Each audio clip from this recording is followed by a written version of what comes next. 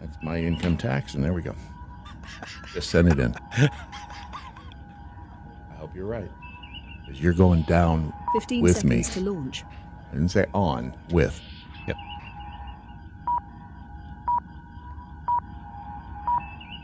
Places, please. 5 seconds.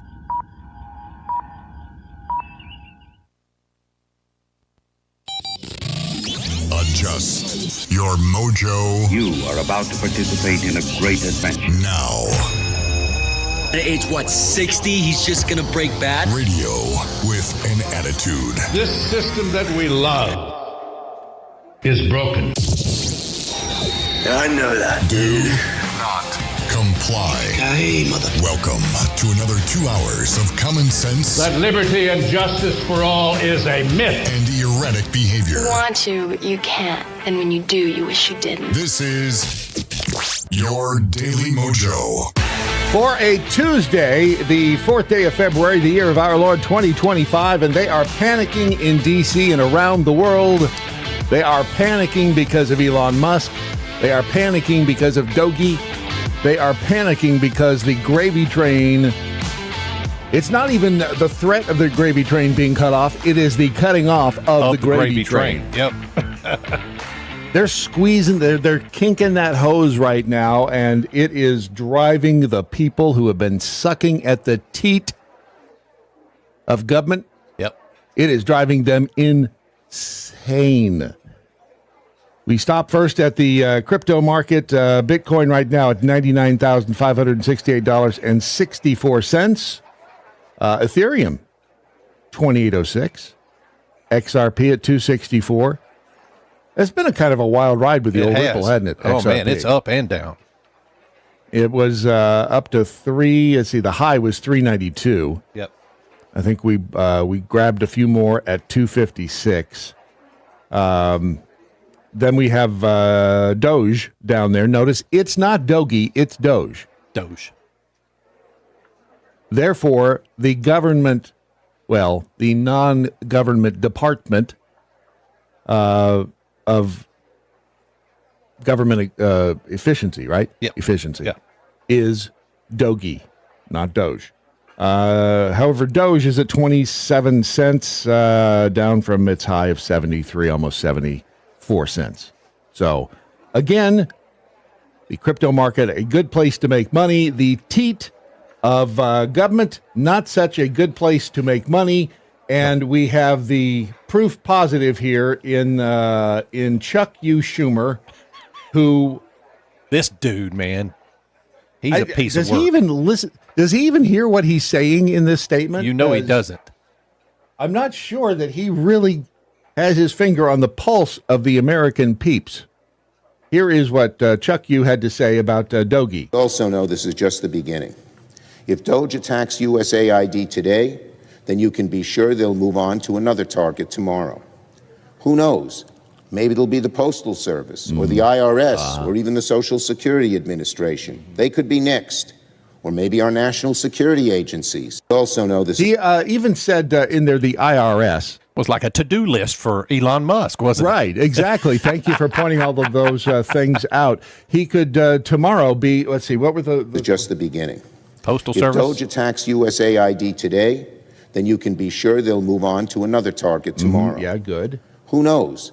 Maybe it'll be the Postal Service. Don't have to worry. Well, yeah, you do have to worry about the Postal Service. I was going to say they're pretty good at shooting themselves in the foot. Yep. But they do need, obviously, something needs to happen at the Postal Service.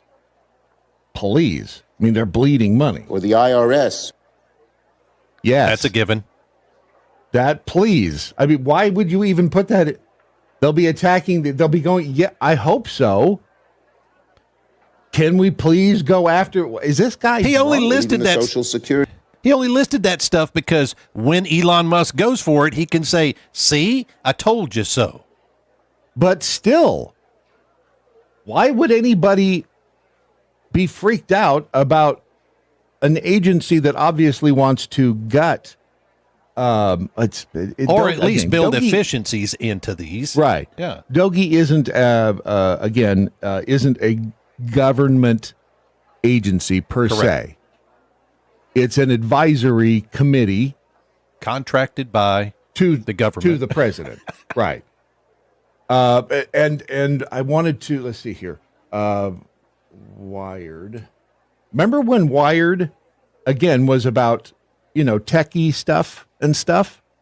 I used to get Wired magazine. I did too. I used to have a subscription to Wired magazine. Now, if you look over here, one of the headlines on at Wired is a 25-year-old with Elon Musk ties has direct access to the federal payment system. That is the second in a series of articles they're writing. Where's the other one? There we go. The young, inexperienced engineers aiding Elon Musk's government takeover. And in this article, Wired outs, or would it be considered doxing if they just gave their names? I don't think so. I mean, but with their name, I mean, they're Elon Musk takeover of federal government infrastructure is ongoing, and at the center of things is a coterie of engineers who are barely out of and in at least one case purportedly still in college. Most have connections to Musk, and at least two have connections to Musk's longtime associate Peter Thiel. And they go on, they list the dudes who are in Doge, and at least one person on the Twitter, the X, said, and I think I retweeted it yesterday, that basically calling for possibly violence against these people. Mm-hmm. Again, why is this being allowed? It's rhetorical, but why is this being allowed to happen? And why? Well, again, money. Money is making these people freak out, completely freak out. Not only that, but remember the bishop. Was she a bishop or was she Bishop Marion Booties? Yeah. Remember the Episcopalian who had a bishop? few words for Trump? Yeah. Have some compassion. It turns out that she has a what's it called? The Episcopal Migration Ministry. Weird that the Episcopal Migration Ministry collected $53 million from government programs in 2023 for immigrant resettlement. Huh. Things that make you go,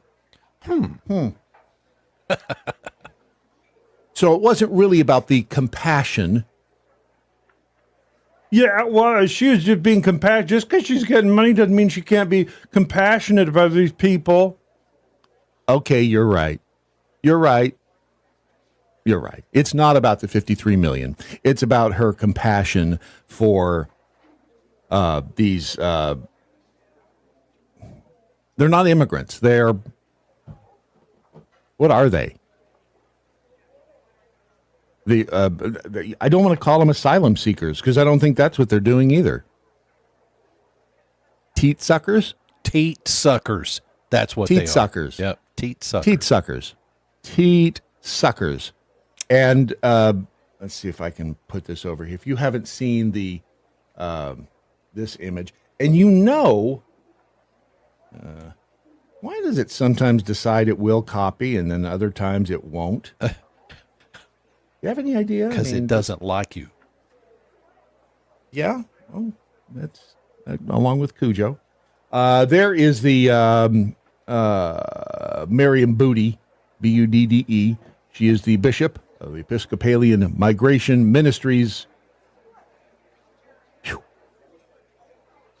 I wouldn't want to run into her in a dark alley, would you? Negative. Be a little frightening there. Kind of like the prisoner that Jessica Watkins said she was spitting on her in the jail, right? Might want to get checked. Wouldn't want her spitting on me in a back alley. Does that mean? I'm just sick of all If you these have people. to ask. I'm just sick of all these people trying to bullshit us into thinking that they are some sort of a compassionate, altruistic entity when it's really about the money. Yeah. Yeah. Because you know as well as I do that if you're getting $53 million for your business, and let's take maybe it's not about the money. But when you are using this money for immigration resettlement, and you know these people are breaking the law, because they're breaking the law by not stopping at the first country that they're supposed to, when they cross a border, if they are truly asylum seekers or asylum seekers, if they are crossing that border, the first country that they come to, that's where they're supposed to stay.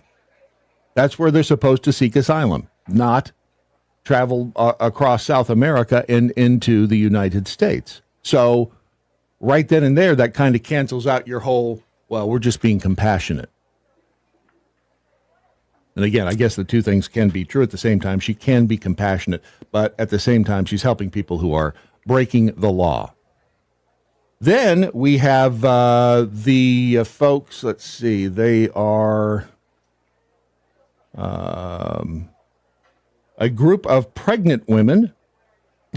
5 pregnant women have challenged Trump's executive order to end birthright citizenship. The case was filed in Maryland court back in January, last week. It challenges the order protecting the meaning and value of American citizenship. That was the name of the EO, I think. This is over Yahoo News via, or I guess it's at the Huffington Post via Yahoo News. Here it comes. There it is.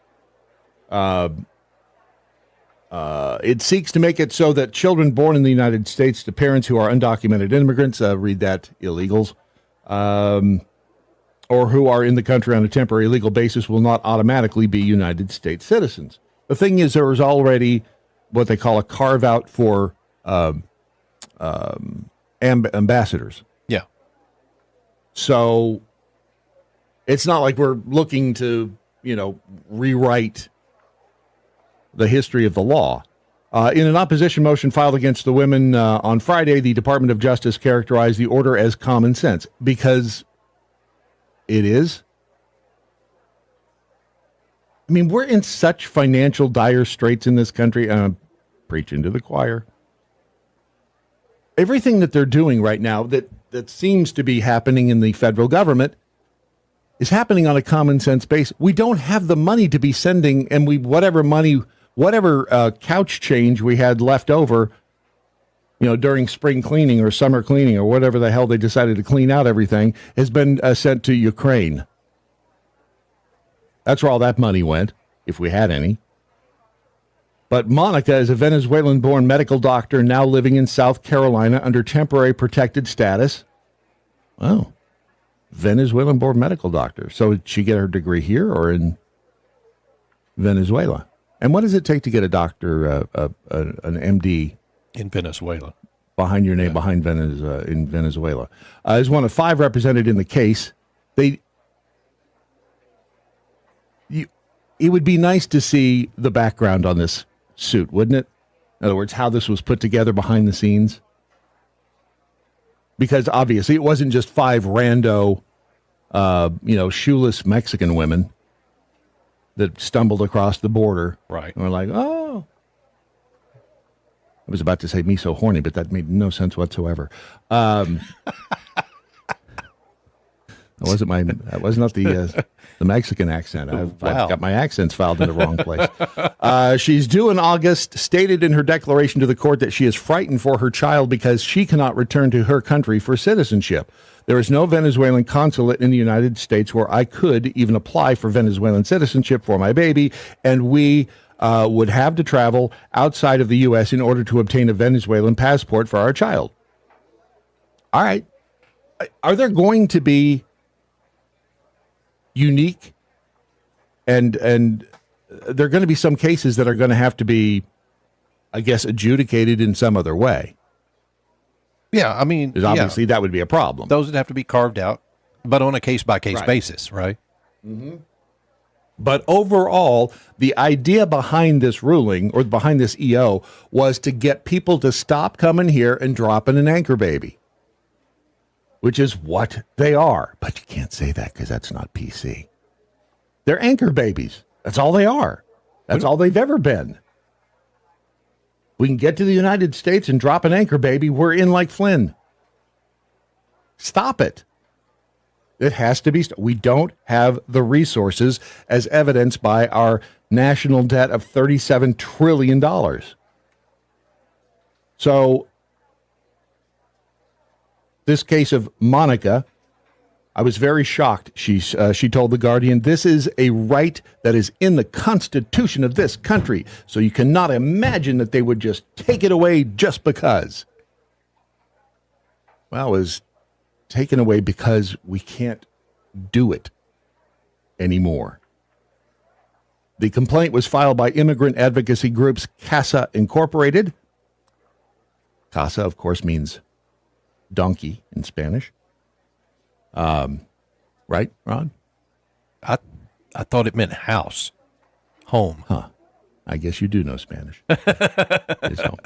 And the Asylum Seeker Advocacy Project called the executive order a flagrant violation of the citizenship clause in 14th Amendment of the Constitution. However, if you again do your research, the 14th Amendment of the Constitution was about slaves, about the children of slaves. Citizenship clause states that all persons born or naturalized in the United States and subject to the jurisdiction thereof are citizens of the United States and the state wherein they reside.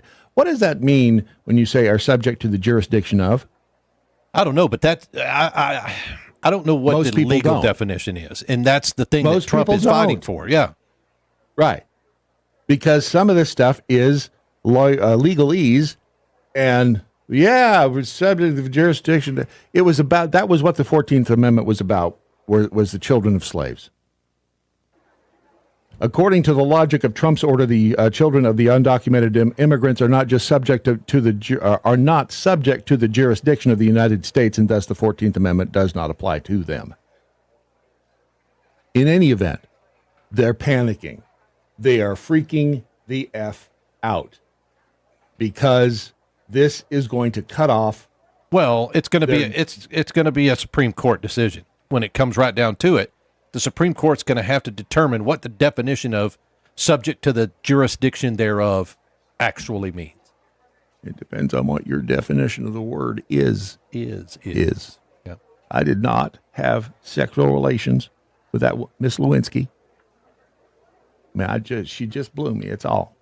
I didn't have sexual relations with her. Bill. That's what sexual relations are. Yeah, that's what. I mean, every man in America was going, can I use that one? Yeah. No, you really you can't. Sorry, I was staring at the picture over here. Mm-hmm. Oh, this one. She is just a sweet little thing, isn't she? Caroline Leavitt, the press secretary who can string more than 4 words together Without make looking at a sense of binder. it, without looking at a binder. Now, I'm going to say, because I gave KJP a heap big pile for, I didn't really give a heap big pile. I just said that haircut she had was probably a $400 haircut, right? Probably. You have to, Yeah. I mean, that, and any woman is going to defend, well, it's going to cost us a lot of money to go out there and look good. And Caroline Leavitt, that's probably a $400 haircut on her too, right? I'm going to guess, because is there such a thing as a cheap woman's haircut? Hell no. Wait a second. If there is a... Hell no. I know this cheap firsthand. women's- My wife comes home and says, sorry, I had to pay Hang on. $200 for this haircut. Hold on a second. I'm going to show you a cheap women's haircut. Oh, you're going back to the, okay. There's a cheap women's haircut. So I stand by your right for the $400 haircut. Now, This is back when Caroline Levitt. It was in May of last year. She was actually the spokesperson for the Trump campaign during, and during the whole debacle in New York. Remember the trial? I did not recognize that was her. I didn't either. And, well, she's kind of got pudge face there, and there's a reason for it. Well, she was. We'll get into all of that. Yeah, okay. We'll get into, and I want to thank Don for the nice note that Don sent. It was very nice. He sent it to me on the Daily MoJo app, and if you haven't downloaded the app, you should probably do so. It's at thedailymojo.com, and when you do that, hang on a second. I'm trying to get all my other ducks in a row, which weren't in a row over here. I am going to the dentist today. Just yesterday, we got through an entire program without any teeth. We almost didn't. At the end there, it got dicey. So again, I will warn you, it's possible at any moment. I'm having to speak extra careful today, just so I don't blow one right out the front. That wouldn't be the first time. I mean, I think I've had teeth fall out before. Dentists are no fun. Let's see, over in the Rumble chat room, I'll get back to Don's note here in just a second. Bug's mom says, in the early 2000s, there was a big scam. Is that Michigan? Middle Eastern women ready to give birth any day were flown into... Oh, yeah, into the U.S. Is that MI period? Is that Michigan or Miami? It must be Miami. Why would we be flown to Michigan? Yeah, probably. Anyway, to Oakland Hospital, gave birth for dual citizenship and flown out 2 days later. It's scamming the system. I mean, it's a loop. It's a loophole that they believe they've found. Right. Yeah. Well, it's been used forever. Yeah. The anchor baby thing, I remember that goes back to the 80s. So again, this has been a problem for decades. And it's just no one has fixed it because it wasn't politically popular. It wouldn't have made, I mean, every politician was afraid to do it because they would have so many people, and you're seeing it with Trump because the Republicans are pissed, the Democrats are pissed, they're all pissed. Trump is exactly what we need at this time that we need it. Let's see, PA Misha, they're talking about hairstyles in the Rumble chat room. All right, so the note that Don sent says, "Hey Brad, thank you for the conversation with Jessica Watkins yesterday. It's fascinating, informative, infuriating, scary. Scary what's happened. I agree. I did want to pass a couple of unrelated items to you. First one involves a wellness company. Last week you hinted at some problems. Wellness company seemed like a good thing. I'm curious as to what happened. Second, for bad lip reading, search YouTube for John Candy in Armed and Dangerous. That seems very funny. We'll do that. And the movie includes a young and pretty Meg Ryan. We did play the Meg Ryan orgasm scene on Friday. I missed that. Right. Yep. Last week you expressed concern about Caroline Levitt and her weight gain path. Be aware she just had a baby last July. It's probably just baby weight. Good. So we can get her a Stairmaster, and we'll get that problem taken care of, right? We can help her expedite that. Wow. What? Next, you're going to say it's not good to get a woman a blender for Christmas? What's wrong with you, Ron? It's probably just, I wanted to give you a heads up before someone gives you a hard time. Very grateful for you all. Be well. All right, so here's the lowdown on the wellness company. Again, I told you every you need time to make we did a whole for, real quick. Or are you going to do that after the wellness? I was going to do that afterward because this is All kind of we're kind of doing information. Okay. Then I'll make your whole. All right. Thank you. You're welcome. I don't ever want to leave you with the impression I don't want to make your whole. Anyway, so the wellness company, as you know, we partnered with them as a sponsor, as we call them. Yeah, we had them for a couple of years, didn't we? Yeah. Yeah. And I told you over and over, I trusted them because Dr. McCullough was on their board. And so each time you would buy something or join the wellness company, we would get, I don't even remember what the percentage was, 10%, 5%, 2%, whatever it was. Well, it was an affiliate platform for us. That's what it was. Yeah. And you see that a lot across platforms, across shows like ours, everywhere. So anyway, we were, and Ron, I want to make sure I get this right. We were getting, each time you purchased something, we were getting, each month, we were getting a chunk of that percentage commission. Well, suddenly that monetary figure went down. And our commission was really good. I mean, our commission was multiple thousands of dollars, and I'm going to say on the low end, but it was pretty steady, and it helped us. That's why we went with them as an affiliate platform, right? So people would sign up and people would purchase, and we would get a commission when that occurred. That's called an affiliate platform. We do it with several other people. And that number dropped off drastically. Yeah. In November. Oh, it was well before then, I think. Okay, whenever it was. Yeah. And so Bethy not made a phone call, spoke to them. Turns out they told us that they had made that they had sent out an email in, I think she said May, which she checked and never got, saying that they were restructuring their payment structure. Yeah. And that once you had ordered from them, we no longer, going forward, it was only the initial membership that we would get the piece of. Something to that effect, or there was a limited time that we would get commissions from them. And that after that, no longer was it us were they that going to was pay out? making, Yeah. Right. They weren't going to pay out anymore. Because they were sending out emails to you, and they considered that, from that point on, it was the wellness company that was encouraging you to purchase something, not us. Okay. The problem that wasn't in is the original agreement, and we were right. never told. The problem is that she took a hard stance, and I say she, and that is the person who we were communicating with, took a hard stance and wasn't flexible at all, and was not even a little, kind of a rude about just it. business. Yeah, just business. So this is just business, and I just did not have the.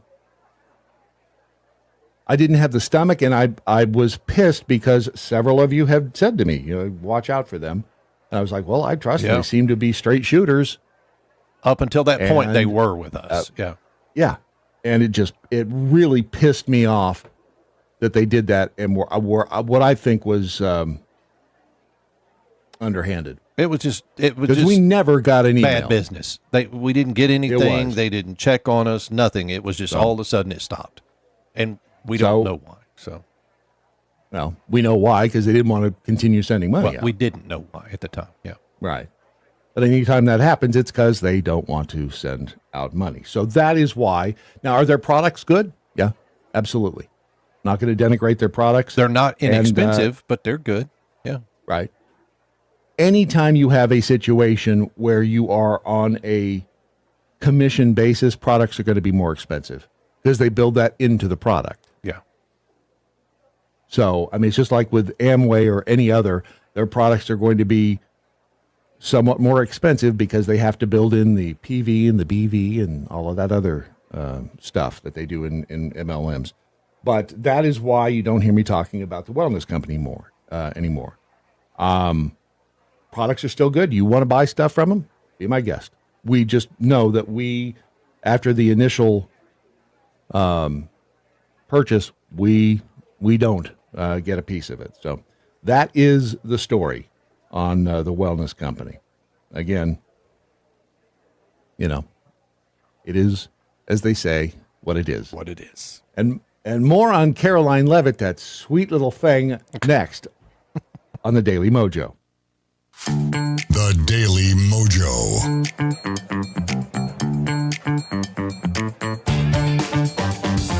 Let's see, over on, again, in the app, I got another note from Tower of Babel. Says, is the anchor baby mama's baby daddy American? If so, the baby is a citizen. The lawsuit is useless if both are illegal, not a citizen. Right. That's a good point. If let's say I buy a bride from Japan. And she comes over and she's still a Japanese citizen. If we have a Japanese baby, that baby, because I'm an American citizen, is an American citizen, I believe. If, she sneaks over with that bastard she's been seeing, and neither one of them are citizens of the United States, then that baby shouldn't be an American citizen. Again, it's common sense. Is it not? You would think so, yeah. Again, back to that sweet Caroline Levitt. Did she? I mean, look, I'm not objectifying her. But we did find out today that she might have daddy issues. I mean, and that's okay. That's okay. Let's... well, you might as well finish that story. Well, I'm looking for the picture because it's fair. There we go. See, there's her. There's she and her family. Caroline Levitt is 27 years old, has a brand new child. And her father is Ron's age. That is not her father. That is her husband. Her husband. Same thing in this case. She apparently has daddy issues. 59. Ron's age. Which I find deplorable. I don't really. But there's a 32-year age difference between them. And I will have to give Beth Enoch credit, because when I said he's 59, she said, so you've got a shot. Do I?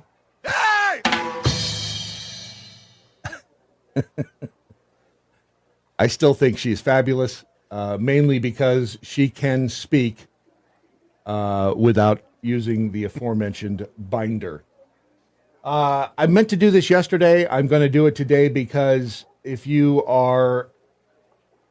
ever seen any of the Desert Drifters videos on YouTube, he does an amazing job. This is his wife, Evelyn, over on YouTube, and I'll explain it. Hi, everyone. For those of you who don't know me, I'm Andrew's wife, Evelyn. Most of you who have watched the videos probably know Andrew's really the best one on camera, so please forgive me if this is awkward, but I just wanted to get on here and share and ask for your love, your prayers, and support. Friday night, Andrew was in a really bad accident, and he is currently in the intensive care unit fighting for his life from a really severe brain injury. Wow, that took a turn. Holy cow. And this community has really, really meant a lot to him and to both of us over the last year. And I know that he would want all of you to know this. And I think many of you know that we're Christians. And so we really, really believe in the power of prayer and that God is going to work through this tragedy. And so for those of you who feel comfortable praying for him, please pray for him. For those of you who feel comfortable sending good thoughts, please send those too. We started a Caring Bridge account where we have updates that are posted, so I'll make sure that's linked down below. But just your prayers and support in this time really mean the world. We are just so grateful for all of you for watching his videos. It's mind-blowing to us that you want to show up and watch them. So we just thank you for everything thus far, and we just continue to ask for your support in this time. Just thank you. And if you're not familiar with Desert Drifter, he does some really cool. We've used a couple of his videos here before when we were talking about some of the rock formations out west and how they look like they were cut by some sort of a I remember that conversation. There's a canyon complex in the American Southwest that is unmatched for its beauty. And he's got 440,000 followers over on YouTube. It's a place that has beckoned me to return numerous times. And he does really good content. I think And he each does a really time, good job. There are new things to find. But messages from the ancient cultures that once thrived here cover the walls. Whenever I'm here, I always wonder if there's a deeper meaning to it all. So apparently on Friday, 10 o'clock, officers with the Grand Junction Police Department responded to a two-car crash. A car that was traveling eastbound on North Avenue collided with another car that was stopped at a red light. I don't know if he was in the car that was traveling or if he was the one stopped at the red light, but both of the drivers sustained life-threatening injuries. They were transported to the hospital by the Grand Junction Fire Department. First trip of 2025. It's kind of been a strange winter. It started out really cold and wet, and then it got warm and dry, and now it's cold and dry, and it's kind of been all over the place. I'm curious what the creek up here is going to look like. Yeah, it's, definitely got ice on it. No surprise there. But because it has been so warm, it's not frozen solid, which might make the crossings a little trickier. So, he's got apparently he has a traumatic brain injury, and who knows what that means going forward. I don't know if they make their living off this YouTube channel. I don't. All I know is that he does a good job, and, horrible thing to be in an accident like that. And if you can help, great. The channel is Desert Drifter, and I would assume that if you just go to his YouTube channel, well, I guess we can just back up here and see, because I would guess that there is a link in that description. Yep, there it is. So, unfortunately, that's had 253,000 views since the 2nd, which was what, Sunday? Yeah. And they've so far have been able to raise. Where does it say? Oh, you have to. Surely you don't have to sign in, do you? Is Caring Bridge? Is that a? Don't know. I don't. Yeah, I guess you can donate to Caring Bridge at the top, but I don't know that that's a specifically donation to. Well, she said we've started a Caring Bridge. Yeah. I would assume that's. I guess. I don't know. Anyway, Series Health updates, blah blah blah. Caring Bridge. So I don't know if you donate there. I don't. Anyway, that's Desert Drifter over on the YouTube if you can. I don't. For some reason, they feel like with the alternative media, and they're kind of the same thing. They're broadcasters. It's just like a big old family, and I don't know. For whatever reason, I just felt compelled to share that with you. And if you can, that would be great. If you can't, I know there's a lot of different places where people are asking for money. I get that. But, if you can, that would be fabu. The other, and this just tickled me because, again, government, I think I told you about the boil water notice yesterday. Yes. That's in Louisville. And yeah. Okay. That's a local to you, right? Yeah. Next door. And when I turned on the water yesterday, when we yesterday was Monday, it was Sunday when we got home, and I turned on the water, and the cold water was like, did it blow a bunch of air through? Oh, like it had been off. Okay. Yeah. It was like ugh, and chunks and bits and stuff. Ugh. And whenever that happens to you, by the way, at home, do yourself a favor and unscrew the little aerator on your faucets. You can find a video on YouTube to tell you how, but and dump out the junk in your aerators, because it will clog them. Sorry. Caring Bridge is for updates. Donate to the GoFundMe. Caring Bridge is to get updates for people with cancer or other issues. Okay. All right. So it's an update site. That's what Caring Bridge is. And that's cool. That's what she sent everybody to. Well, there you go. So I don't know if you can donate or whatever, but I'm sure that if you want to donate, you'll find a way. So anyway, it turns out that the boil water notice was instructed to send more than 45,000 email and text notifications, and an early indicator tells us that as many as 30,000 of those were not sent. Oh. We don't know why, but will addresses. So this is wow. So a lot of people didn't know there was a right. boil Surprise. water notice. Wow. Hey, sorry about that whole intestinal thing. Ooh, bad. Anyway, it says, we don't know why, but we'll address it. Fortunately, the 9 a.m. telephone notification does appear to have gone out. So a lot of people didn't get it. Louisville city government doesn't appear to me to be all that bad. It's a small-ish Texas town, and they seem to, I haven't had any issues with them, with the exception of the whole parking situation. But we won't. Don't get me started on Burleson. Good Lord. Bad? Oh. They have an extra 41 acres south of town, and the growth plan and the Planning and Zoning Commission decided no, we don't want multifamily housing. City Council voted to do multifamily housing in that 41 acres on a main highway road that goes through town that can't handle it. So yeah, we're all excited about that.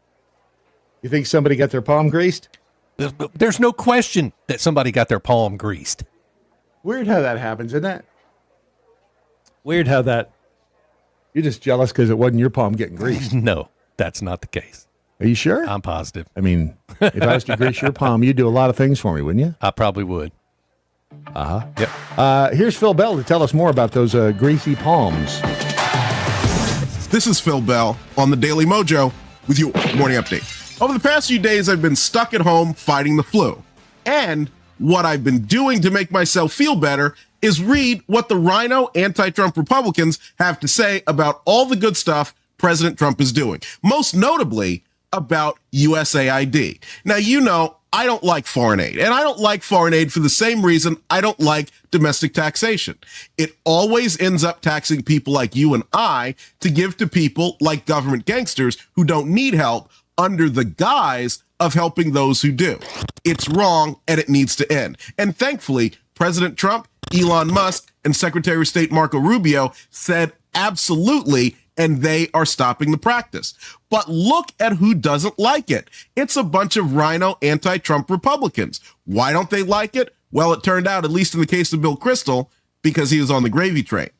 It's so interesting that a lot of these people who for years and years and years claim to be fighting big government along with people like you and I, it turned out they never actually wanted to stop waste, fraud, and abuse. And the moment someone finally did it, they went crazy. The lesson to take here is that it is up to each and every one of us to make sure we're doing the job of overseeing the government. We're lucky, we're blessed to have President Trump and Elon Musk working right now to help us get this job done, but they aren't going to be there forever. So it's up to each of us on a daily basis to make sure that our federal government, state governments, and local governments are not getting out of control and doing crazy things like paying terrorist organizations, which is one of the things that Elon highlighted last week. So what I want you to do in the comments is let us know what you are doing to be involved with government and make sure it doesn't get out of hand. What I also want you to do is download the Daily MoJo smartphone app and enable notifications. That way you'll be up to date on the latest craziness and good stuff coming out of Washington, D.C., and you'll know how to share it with others. Thank you for choosing the Daily MoJo, and we'll see you down the line. Phil Bell's Morning Update is only on the Daily MoJo.com. Stupidity is not a competition. The whole island will become so unless you're a politician.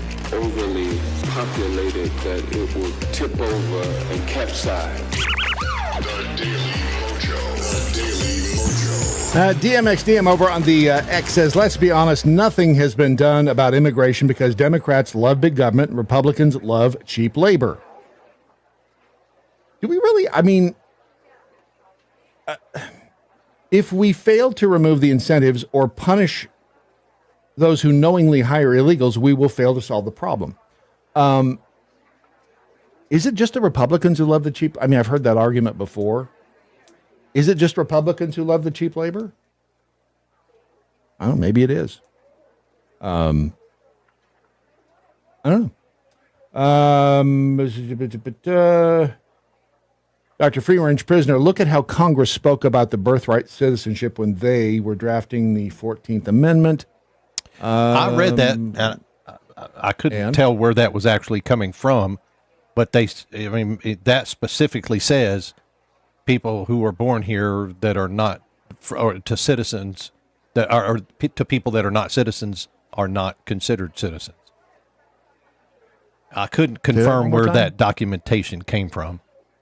People who are born here to people who are not citizens of this country are not themselves citizens. And that was that. Supposedly, that's a discussion when the 14th Amendment was being written, but I couldn't confirm. And the 14th Amendment was written for slaves. Yeah. So it was to clarify that the children of slaves would be citizens. Yeah. And it's been perverted and twisted and everything else. Tech Golden Age Rue says, I'm partial to parasites. Works for me. See, over in the Daily MoJo chat room, what state was the car crash? Colorado. It was in, what did I say, Golden? No, Grand Prairie. Grand Prairie, I think, because it was GPPD. Golly, now I can't remember what it was. Now you've got me all. Now I don't know. See, pecan pie, the most tolerant people on the planet are now talking about hanging everyone that doesn't believe. Can we put them in jail for threatening us? No. Well, in theory. Mojo Buckeye, taking my 4 kids up to Dayton to a museum, and the 18-month-old took every toy that I gave her and hit each sibling with a thrown toy. So that's how my morning is going, guys. Keep me laughing on this 2-hour drive. Sucker. 4 kids. You know what's causing that? Stop it. Stop it. Yeah. I like Grand Junction. Thank you, Beth Enoch. Was it Groucho Marx used to say? I like cigars, but occasionally I take them out of my mouth. Right? The wonderful press secretary, again, Caroline Leavitt, had this exchange with reporters. I believe it was in front of the White House. Doesn't really matter. This is her talking to the reporters. Through USAID over the past several years, these are some of the insane priorities that organization has been spending money on. $1.5 million to advance DEI in Serbia's workplaces, $70,000 for a production of a DEI musical in Ireland, $47,000 for a transgender opera in Colombia, $32,000 for a transgender comic book in Peru. I don't know about you, but as an American taxpayer, I don't want my dollars going towards this crap, and I know the American people don't either, and that's exactly what Elon Musk has been tasked by President Trump to do, to get the fraud, waste, and abuse out of our federal government. Thank you, guys. Boom. Thank you. She's out. Pew. See ya. Did we ever see What's-Her-Face do that? KJP? Making sense. Oh. I started to say walk away from the press. Yes. Making sense. Just coming in and making sense. Not without some liner cards. Right. I mean, you never saw her do something like that. Hang on a second. I want to find this other. You just never saw KJP do. I don't think she wasn't capable of doing it, first of all. That's what I think the big issue was. I came across this in my searches this morning as well, because, again, we were highly critical of the former president. And hold on a second, where is the... Okay, why isn't it showing me the video? Stand by one moment, please. Do you have that elevator music ready? Yeah, I do. Oh, sorry.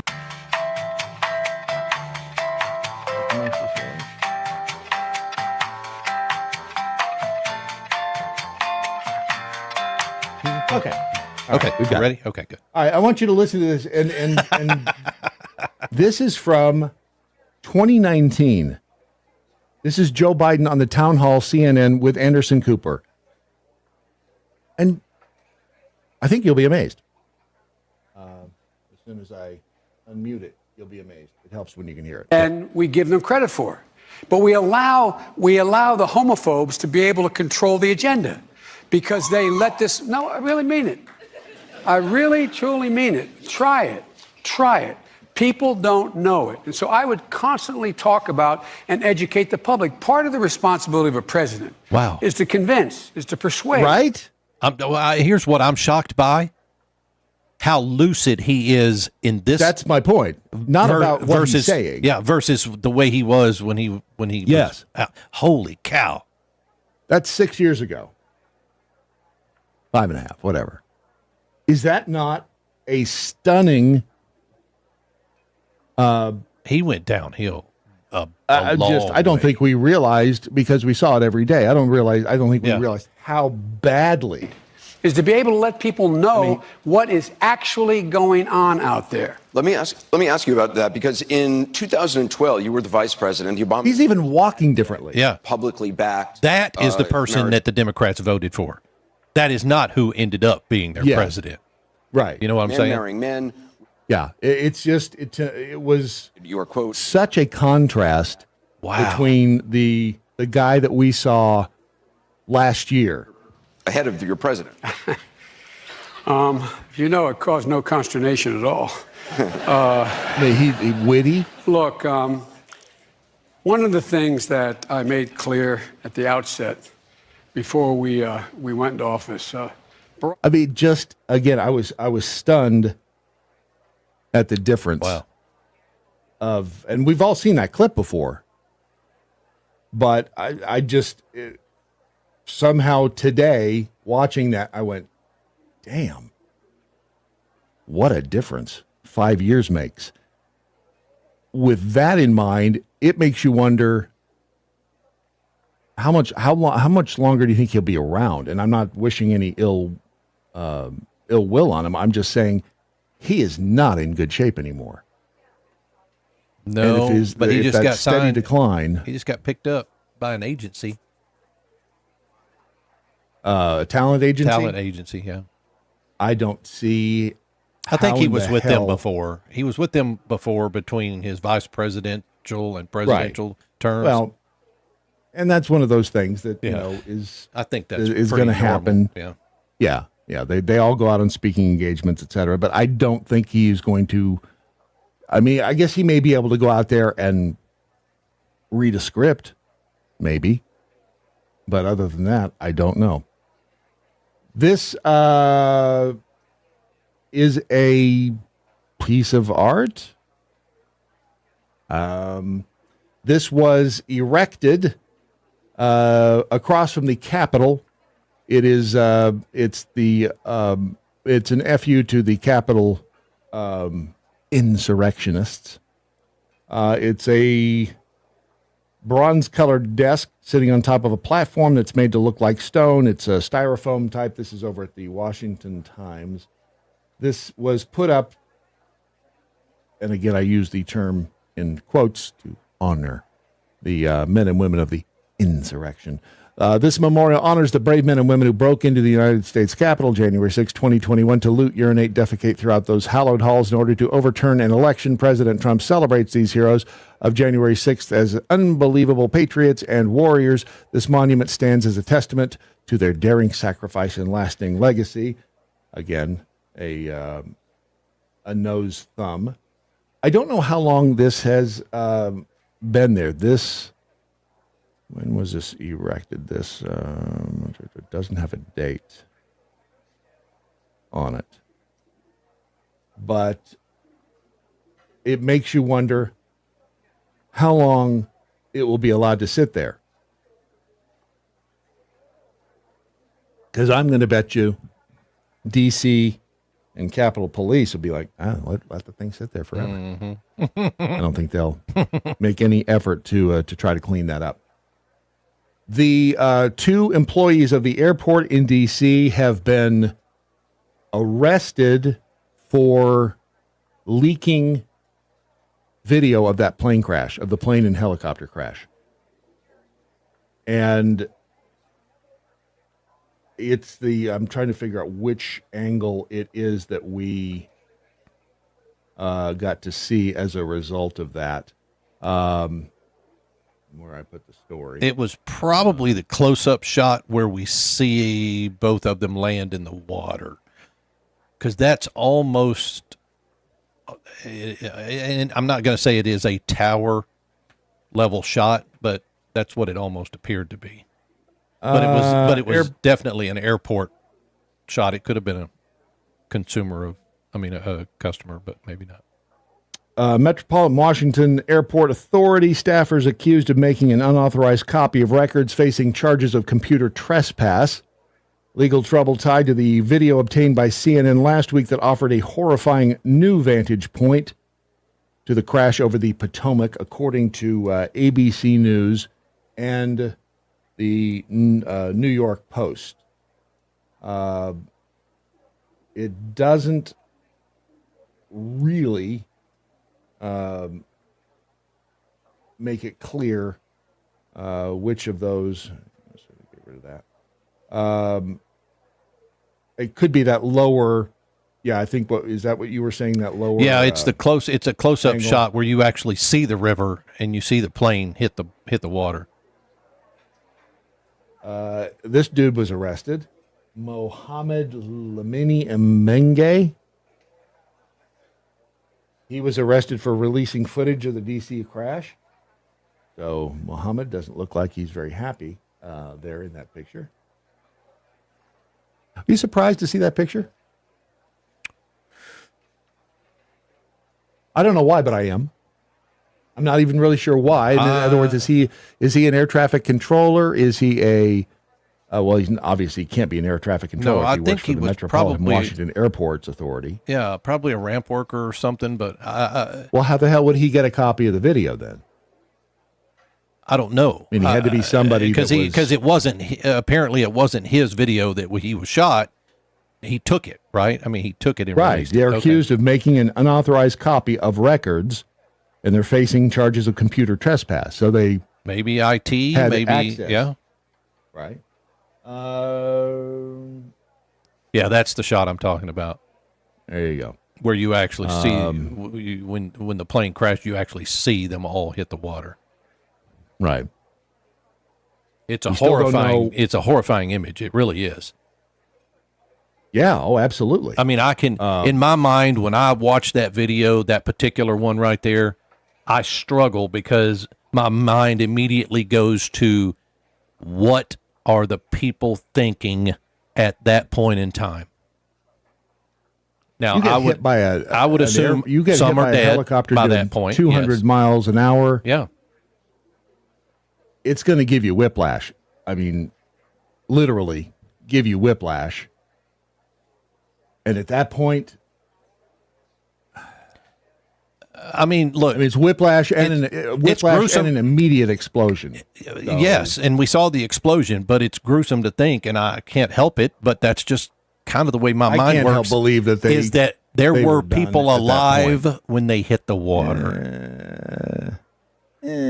Maybe.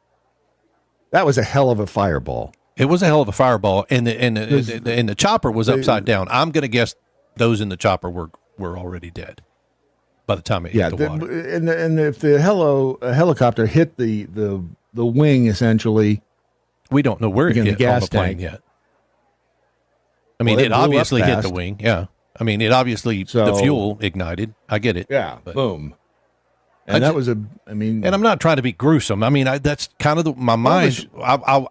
It's empathy is what it is. A couple of the shuttle crew, remember that? The Challenger shuttle crew, they were alive. They think at least two of them were still alive on the descent. Yeah. Because the cabin survived and two of the oxygen systems were turned on. Yeah.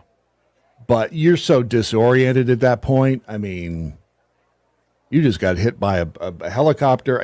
When you're in a car crash, you're rattled for several seconds simply because, it's that slow motion thing. Right.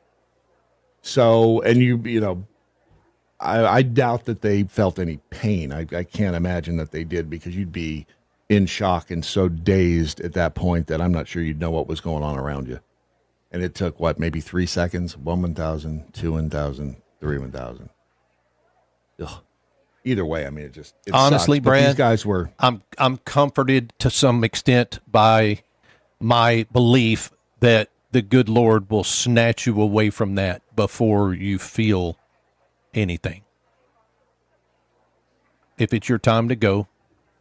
Oh, yeah. If it's your time to go, it doesn't matter where you are. Yeah. You could be playing croquet and you're going to get schwacked by an errant croquet ball. Maybe you'll have a cup of APR coffee in your hand, so it won't be all bad, right? Right? What a Go to American Pride Roasters. You're welcome. Thank you. Go to AmericanPrideRoasters.com and there's a dead guy right there on the front page. Actually, there's two dead guys. And two old guys, and I'm just depressed.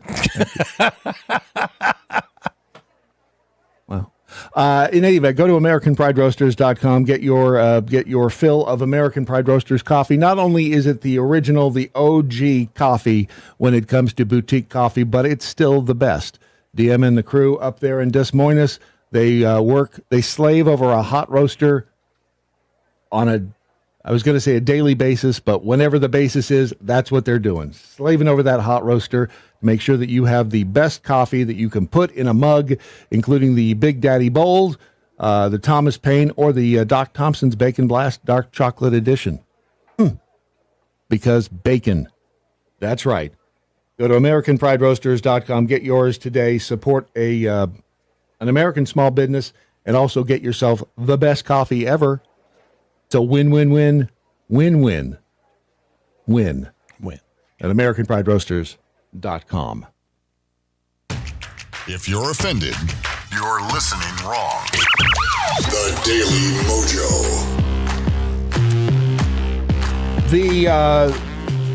The airplane crash also over in D.C. They finally did release the name of the female pilot, Rebecca Lobach. And I'm not really sure what that whole thing was about, but maybe they just, I don't know. But I mean, she seems like a pretty I mean, didn't they release it like later in the day after we were talking about it on Friday morning? I guess it was. They released it later, and well, I think they saw what happened. That nature abhors a vacuum, and whether or not, and I get it, as the family, you want to believe that you can, withhold the information, whatever. I'm not saying it's fair or right, but, and again, as a pilot or as a trainee on that helicopter, I have to believe that part of the reason they didn't want to release her name is what she did for President Biden, and they just knew it was going to blow up, and it did, but you got to get past it. She was what do you call it? Like a host, right? Like a PR or something or another. Yeah, I mean, she worked for the Biden administration doing something. So what? That's what I'm thinking. So what? I don't care. I mean, a life was lost because, and look, 500 hours is not inexperienced. It takes a good amount of time, when an average flight on a helicopter is 1 to 2 hours. It takes a lot of flights to get there. Why? We don't know that she was the one who got it up above the 200-foot ceiling. We don't know. We have no way of knowing. She was a victim of this plane crash, and it sucks. And the NTSB has come out, Brad. Either. The NTSB has come out and said that they are now seeing differences between what the plane's black box said altitude it was at versus what the radar said it was at. So they are saying that the helicopter, as of right now, they are saying that the helicopter was at 200 feet. And the plane came down to that. And that was the discrepancy, is that in the control tower, it showed the plane at 200 feet. But the plane itself, the black box, showed it was at 325 feet, plus or minus 25 feet. So we don't know. No. I thought we had no idea. Videos we had been watching of the, where you see like a controlled tower scope and you see those two planes coming together. I thought that was the actual video of those things, and I don't guess it was, but because it showed that helicopter up at 350. Well, we don't know whose fault it was. We don't know why it happened. And I guess with what you're saying, we can't even trust the black box information now. Well, or NTSB is like, we've got to figure out a different way to look at this and try to find out why the discrepancy is there. Yeah. Either way, they were pretty sure that they were getting collision alerts in the control tower, which is why the control tower spoke up and said, "Do you see the CRJ?" And he said, "Yeah, request, visual separation." So, but I think with them not releasing her name, it led to a lot of speculation. It did. Which, fair or not, it's going to do that. Because initially it was put out that she was trans, and people were losing their shit. And I'm like, so what? That doesn't keep her from flying the helicopter appropriately. But it ended up not being that person. There's a very nice, piece in the New York Post about her, written by her friend, USA Today reporter Davis Winky. He said she was instrumental in helping him navigate the hardest periods of his personal life during their time together at the University of North Carolina, Chapel Hill Army ROTC. That and it's a nice story over at the New York Post. So, I mean, it's again, if there was wrongdoing, that's one thing, but and especially in the time in which we live now, nature abhors a vacuum, and stuff will fill that vacuum quickly. Yep.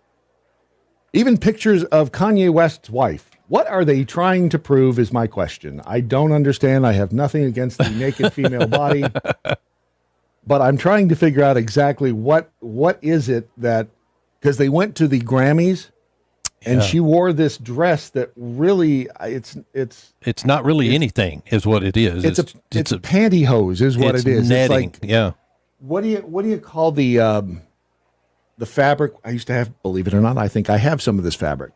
It's called because it's sheer, and you use it in theater as a scrim. It will let light through. You can see right through it, obviously, as evidenced by her. Yeah.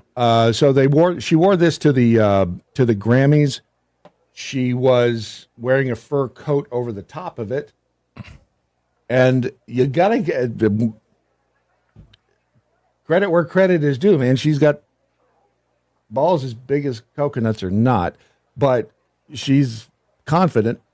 Some people were saying, did Kanye make her wear? I don't think you can make anybody wear that dress, but she is in decent shape. It's almost like that, whatever that is, it's the same stuff that like a wedding dress veil is made of. What is that stuff? Taffeta. Is that what it is? Yes. Okay. You couldn't think of the word earlier. Is it taffeta? I think it's taffeta. I don't know. But I mean, it's pretty. It's pretty. What is the point? Yeah, I don't know what the point was to make a spectacle. I mean, okay, but they got kicked out of the Grammys, from what I understand. Oh, yeah, they were escorted out because. Yeah, I mean, I still think I think he's still about making somebody. Really? That's about making somebody jealous. Okay. All right. It's a statement. That's for damn sure. It's a statement, all right. And good for her. She goes to the gym. Obviously. She goes to the gym and she keeps her. Yeah. I don't know about that. I'm not going to cast aspersions on her choice of breast. Those don't look fake to me. They don't? No. Okay. No. Why do you think they're fake? What about them makes you say fake? Size? I mean, they're proportionate with her body. I guess. They don't look. I mean, they're being fairly compacted by whatever fabric that is, but Yeah. they don't look abnormally weirdly shaped. I don't know. They don't scream fake to me. They just scream large. Oh, if you're into that. I did want to bring up this from Xfinity and Comcast because I started realizing part of the problem may be, with their lack of customer service, their commitment to diversity and inclusion. Oh, there it is. And I saw this and I'm like, all right, because, they chose this picture as DEI is actually at the top of the news cycle right now. This is a picture that to them represents DEI, diversity, equity, inclusion. All right, so we got your black folk there, right? Black dude, black chick, I'm assuming. Then we got white chick in the middle. What does white chick in the middle say to you, Ron? LGBTQ. What makes you say that? And hold on a second, because that deserves, yes. Why does she look? Is she because frozen? No. Or is it just me? It's just you. Okay. Because that just appears to be why they would have added her in the photo. I don't know that she's gay or not. Right, but what is it about her that makes you say gay? Because I assumed that's what was being placed in the photo. Has nothing to do with her. No, you weren't looking. That's like saying, well, I'm looking for a lesbian in this photo. Oh, look. Well, it can't be the short Karen hair. I was going to say, you look at her and you go, lesbian. Right? Not necessarily. Because no, I didn't. You were the one who said lesbian. No, I said LGBTQ purely because they added her to the diversity page. That's the only reason I said that. There's no way you can. Really a man? You can't look at her and say she's lesbian. Sure, you can. Oh my gosh, I'd be willing to bet money on that, wouldn't you? No, not at all. You wouldn't. No. Okay. But if they're going to add a white woman to the diversity and equity and inclusion page, wouldn't it make sense that they add a lesbian there for LGBTQ? So you're reverse engineering her into a lesbian. Yes, I am. What you're That's doing. exactly what I'm doing. So you got your reverse engineered lesbian in that picture. All right. I don't know. Maybe it's in the smile. But to me, I don't know. But good for them. Good for you, Xfinity and Comcast. You are committed. How about you take that commitment to DEI and put it over in the customer service area where, the money comes from. Just a thought, because I don't care if she is a lesbian or not. If she does the things that I need her to do as a customer and she is a customer service agent, then we're going to get along fabulously. Right? On the other hand, over at Target, according to CNN, Target, one of corporate America's most forceful supporters of DEI, vowed to support Black Americans in the aftermath of George Floyd's blah, blah, blah. But less than 5 years later, Target has dialed back its high-profile DEI program. Wonder why. Why do you think they've dialed it back? Just curious. They're shifting their message. The company is the poster child for corporate America's change on DEI and direct public commitment. Why would companies start to dial back DEI?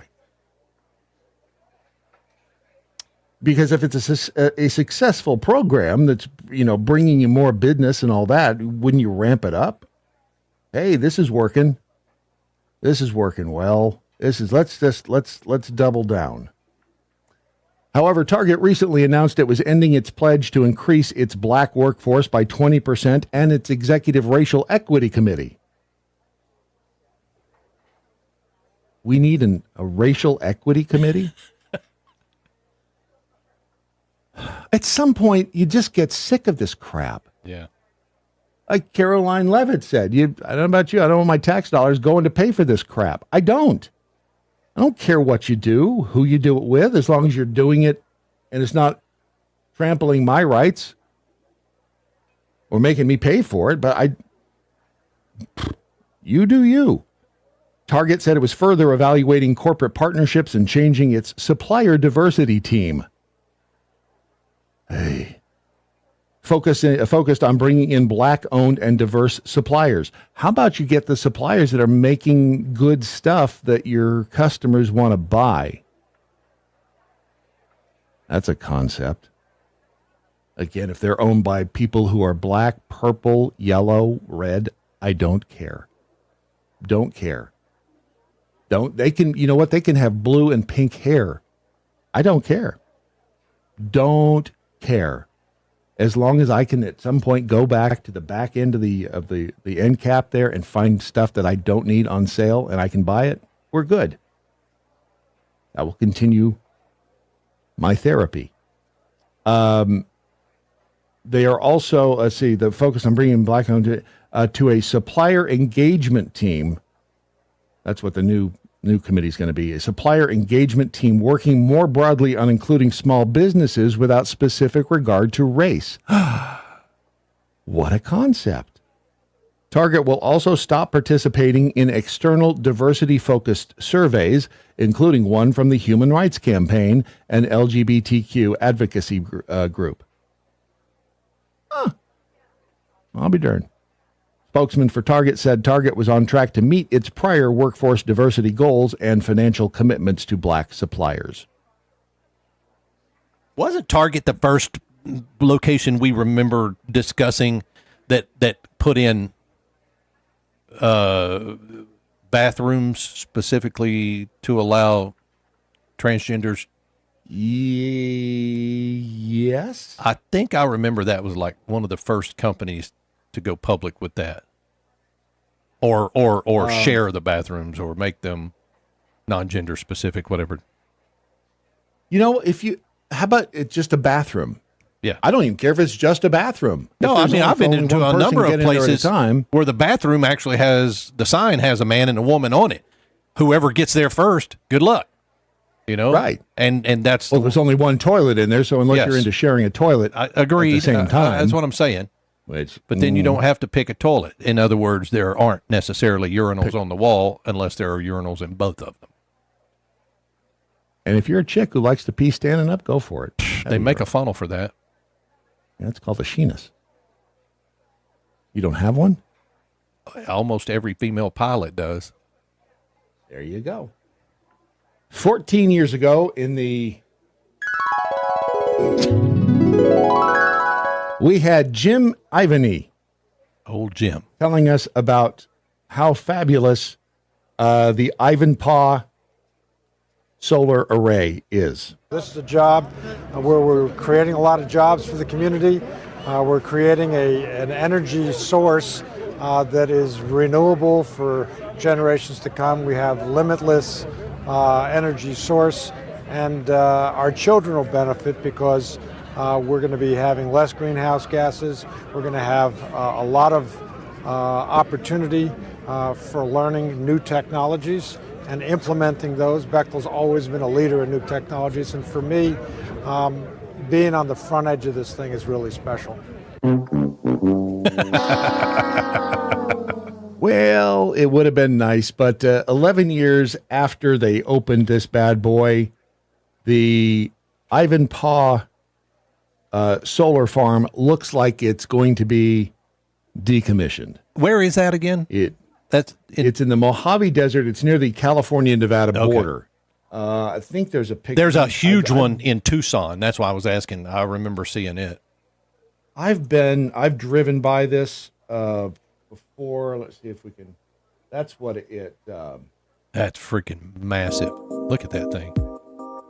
Is this the one that points them all toward a tower? Yes, there are 3 different units at Ivanpah. Yeah. And all of those solar, they're mirrors. Yeah, mirrors. And they're pointed at this tower like that. So they all point there, the sun's rays, they follow the sun's rays, they point it to this tower, and there's 2 other towers, I think. And what the heat from the sun heats up water in this tower, which in turn turns into steam, and then that turns a turbine, which creates electricity.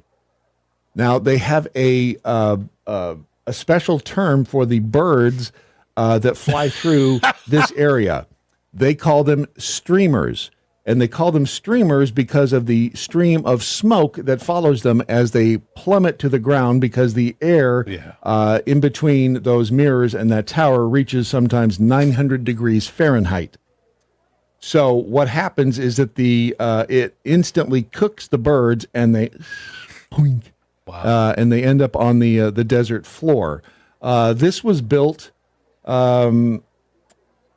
This was built with. It's not TARP money. It was the financial. What the hell do you call it? The package passed in 2009 that Obama put out there. But I can't remember the name of it. But it was it was that money that funded this thing. It was supposed to last for a very long time. It didn't, and isn't. How much footage they have of this? Unsuspecting birds fly through it. The air reaches 900. The flesh catches fire as the birds are ignited in midair. The surveys for bird deaths at Ivanpah reveal that the facility is responsible for deaths of a wide variety of birds, including the common mourning dove, the pink-throated Anna's hummingbird, and the great roadrunner, the inspiration for the cartoon Now, my question, what the hell is a roadrunner? They can fly? I thought the reason they were called roadrunners is because they ran on the road all day. I didn't know they could fly. But when they collected the carcasses, the feathers were singed, the wings were burned away, and they were called streamers because the smoke that as they went down.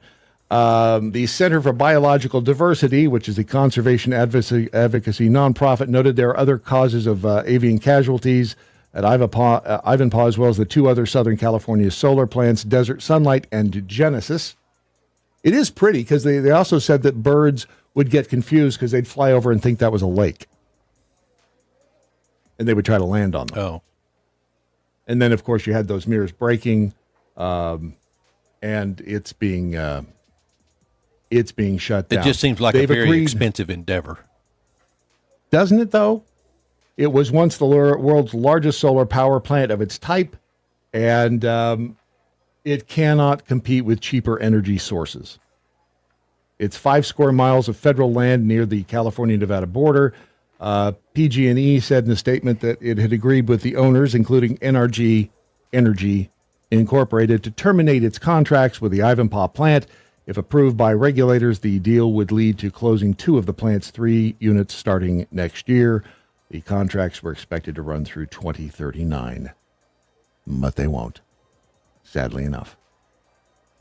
It's pretty, though, isn't it? I mean, you see all those mirrors, and they would track the sun throughout the day. When you drive by it, it's pretty, I mean, it's pretty wild. I mean, did they have to hire people to clean those mirrors periodically? Sure. Huh. Those mirrors are like 6 feet tall as well. But this is like, what was the place that got all that stimulus money and then went out of business? Can't even remember what the hell it was called. And hell, this is the video you just watched was 8 years ago. Yeah. Let's see if there's anything on it in 2020. Let's see, there's failure. Let's see if there's any shots of it. I mean, it was looking really rough. That's not it. It was looking really bad because a lot of the mirrors were broken. It wasn't doing well. Again, you'd think there'd be a better way, and apparently there was a better way. You know, think of a way to do it with lasers, freaking laser beams. Anything you want to talk about happening over at Romika right now? Is anything exciting? Nothing spectacular. You remember the awards we did? I don't know, last year sometime. Mm-hmm. We got a very large order for awards day before, and we're thankful for that. So Jerry and I went, and he's feeling much better now. He had the flu. Good. And we went out and picked up the wood at the Plywood Company of Fort Worth yesterday. Have you ever been there? I have been to Plywood Company. They sell MDO. Yeah. It's a phenomenal place, and the wood's relatively inexpensive there. comparative. You like the wood there, don't you? I do like the wood there. You enjoy the So we wood went there yesterday, just kind of on a little field trip, picked up the wood we needed. Going to go out there this afternoon and cut that stuff down so we're building the clay target, the wooden, well, I call them wooden target trophies. So you're gonna be, you and Jerry going to be out there fondling the wood today. Out there fondling the wood today. But yeah, that's what's happening right now. I mean, I had a guy bring me 350 tuba mouthpieces yesterday to engrave. Well, I heard you were good with the wood. I'm good with the wood, and I blow hard. So I've got tuba mouthpieces that I'll be engraving over the next couple of weeks. So I was thinking they were made of wood there for a second. They but are that's not. The case. No, they are made of not made of wood. Sterling silver, it appears. Or pot metal that is silver plated. Yeah, I'm sure Right, it's plated. either way. But they look Right, silver. right. Really nice Shiny. too. But yeah, some music company up north needed some stuff done, so I quoted it and won the Heard of bid. You and your laser. Yeah. And you can go over to the Timber and Beam Workshop YouTube channel, subscribe to that, and watch the. We got to do some more videos. He's been sick for the last month and a half, so we're it's glad time, that Jerry's doing time to get some better. more stuff done. Yeah. Haul his ass out of there. So you're done being sick. Get out here and let's do some more videos. There you go. So Timber and Beam Workshop on the YouTube, and go over to Mojo Laser Pros on the regular interwebs. And if you have something that you'd like to give as a gift or just for yourself. Yep. You don't have those cards up yet, do you? Or I did not. That's right. You said I did not put those Fourth Amendment cards up, but if you're interested, just email me. Info at RamikaDesigns.com. Use the secret term, the bird. Fourth Amendment cards. No, the bird is a flame. Bird is a flame. Over at MojoLaserPros.com. The Daily Mojo. Michaela's mom in the Rumble chat room says, anyone smell fried chicken? See, oh, yeah. That would require the chickens to fly. Chickens, they can hop a lot, but they don't. They coo and they don't fly. Ewan Guru, my mouthpieces were nickel-plated. Nickel plated. Nickel plating is probably a lot more common than silver plating. That's probably what it is, Brad. I just didn't understand what I was saying. Chrome. But it's probably nickel plated. Because you enjoy the wood more than the I do. You like the wood more than it's you nickel like the plated. silver. And look, they're gorgeous. Don't get me wrong. These things are beautiful coming right out of the box. And I don't know what the number wood always is. Looks good coming right out of the box. I don't know what the number and letters are that I'm putting on them. It's not serial numbers because it's all the same. I would assume it's just an identifier for the music store, but that's what they want. There you go. So, Missy 13 says they'll never hear the end of the wood comment. No. Because we are the biggest kids in 5th grade. That's the way it works. Over in the, what is that? I thought that was John Fetterman. I thought that was John Fetterman in a Freebie 38 comment, and it wasn't John Fetterman. But this did remind me of something that was directed my way yesterday on the X, and I think it makes sense.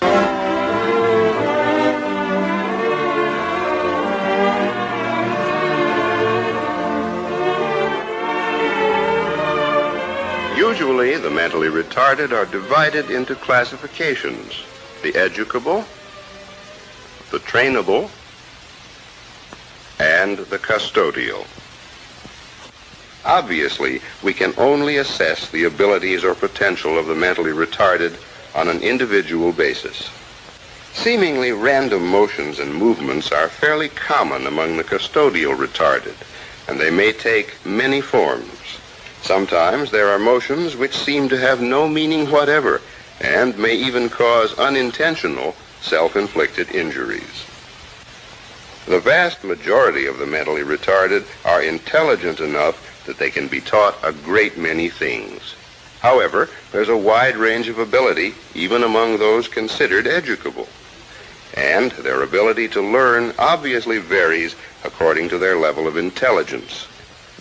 Equally important is a stimulating environment, However, we must remember to set realistic standards that are not too high for the individual.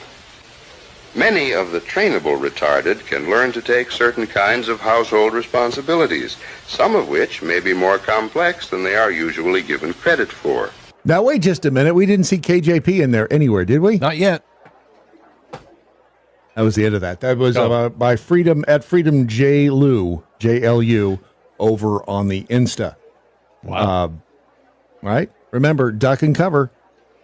Your federal government reminds you that's the best way to be able to survive any sort of a nuclear attack. Just duck and cover. Your iPhone is going to be changing.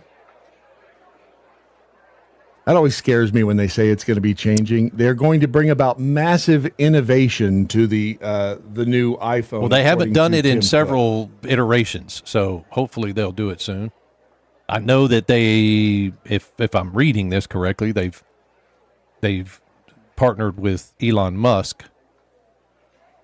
So the trouble with when they say that they're going to make massive changes is generally that none of your cables are going to work anymore. Tell me I'm wrong. No, you're not wrong.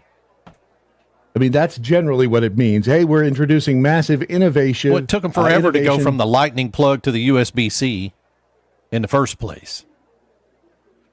Is there going to be a USB-D? I don't know. Maybe. I mean, can we not just settle on one damn plug and be done with it? Do we have to constantly?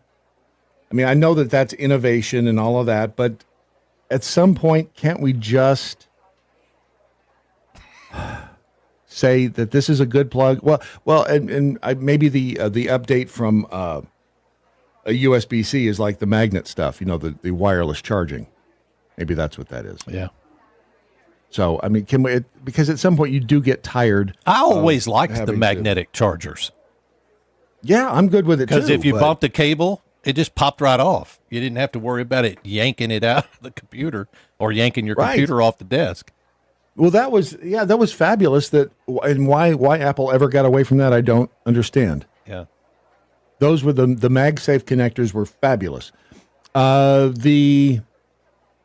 Let's see, Apple did well in the last quarter, $124 billion in revenue.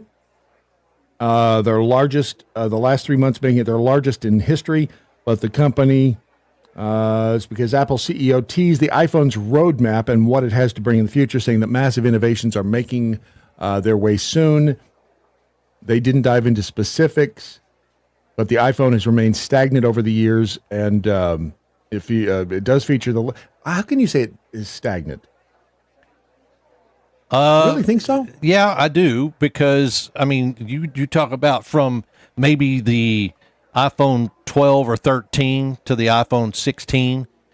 The major change in any of those has really just been the cameras. I mean, of course, the cameras, the screen goes covers the whole front. There's no more home button. I mean, you can go all the small pieces add up to a whole. I get that, but no major technology specific changes. What do you want it to make biscuits? What do you want it to do? No, but it wouldn't be. Don't get me wrong; it wouldn't be bad if it made biscuits. But I don't. What does it not do that you want it to do?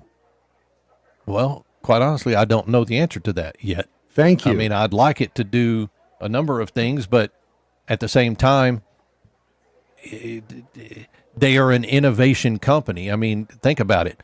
The first 4 or 5 innovations of the iPhone all had something pretty major. Either they were changing the back, or they were changing the front, or they were adding, new technology. The iPhone has essentially been the same type of phone since 2007. Have not Androids been the same type of phone? Essentially, yeah. I mean, there's innovation going on. Look, I had that foldable Samsung phone. That was innovative, if you ask me. How long did you keep that phone? Not very long. Probably less than a year. Yeah. Right. So you liked the innovation, but I liked the innovation, which is why I bought it. And then I thought, I like my iPhone better, so I went back to an iPhone. I like my old phone that's just been the same damn phone since iPhone 12, but I liked it better than I liked the innovative. There's only one reason I went back to the iPhone. Only one. Yeah. Not because it was Apple. It's because the Apple, what do you call it? Interoperability. Yeah, that's not the word I was looking for, but the Apple, where your computer and all of your Apple computers and your iPhone and your iWatch and your iPad companionship, they were talk to all each other. compatible. Yeah, they all talk to each other. Yeah, and Right, if you and have, I agree. if you have an Android phone, which is what you carry with you most of the time, the Android doesn't intercommunicate like that with all your other devices. So I went back to the iPhone. Well, not only that, but an Android doesn't even. You'd think, okay, well, if the iPhone is going to get along, play well with Mac computers, then you'd think the Android would play well with a PC. No, it doesn't. Not really. No, it doesn't. So I mean, it's not the same builder. It's not the same maker. PC makers are not the same as an Android maker. I get Unless that. maybe but you that's buy a Samsung generally PC and it still doesn't work. Right.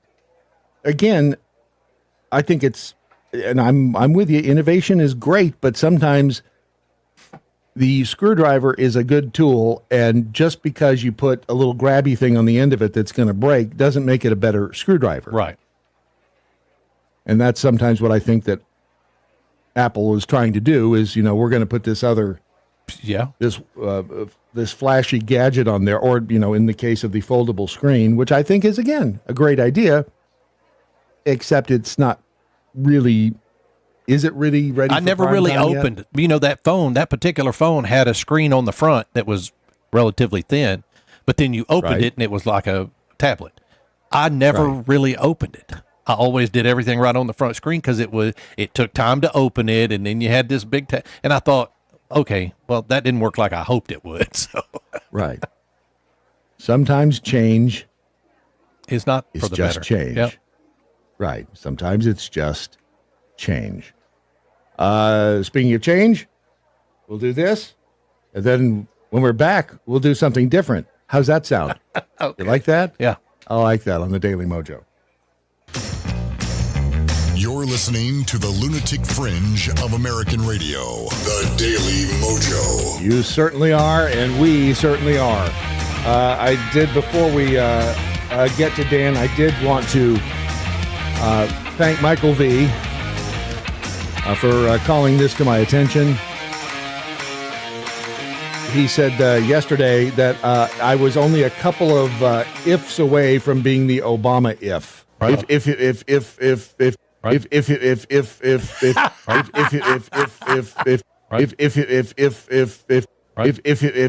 is an Obama if out there. Yeah. There's an Obama if video. And it was a what?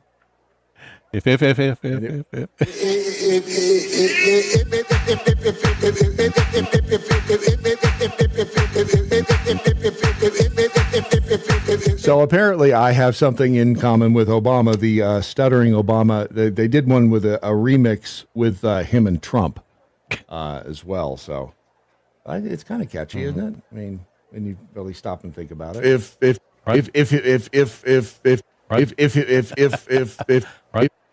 right? Just saying. Oh, look what time it is. And now, the moral center of the Daily MoJo, Dan Andros. If. Hi, Dan. How are you? Iffy. He's iffy. Good answer. Very, very good answer. I do. See what I did there, yeah. I do. I see exactly what you did there. So, how are you feeling about the new governmental policies and programs that are taking place? Do you feel like we're starting to save money? I mean, I know you're not a huge Trump guy. I mean, do you think that we're getting what we paid for in our president and in our government now? Go. I mean, I think a lot of it's been good. I mean, there's a lot of, it's hard to argue with a lot of W's racking up here in the last couple of weeks. I think here's what I'll say about it.